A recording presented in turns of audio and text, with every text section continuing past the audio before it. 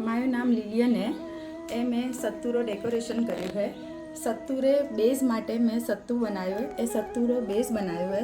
સૌથી પહેલાં આપણે સત્તુના શેકણ માટે આપણે પહેલાં દાળ શેકીએ તા અને અટ્ટો પીસીએ તા।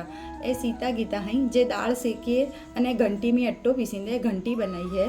जिकेरो ए अट्टो बाजू में मगरी दाड़ है येरो अट्टो पीसेन वहाँ रखियो है। जिकेरी बाउंड्री मारी है मैं बदाम री उरे पुठिया एक कुओ बनायो है। कुओ बनायो है जिको मैं दाल चीनी री स्टीकरो बनायो है। उरे माटे पानी खेंचण माटे ए अंजीरो उपयोग कर्यो है। कुए माटे मैं सूके नारिયેળનો उपयोग कर्यो है। ये रे पासे में एक मिट्टी रो ढेर बनायो है।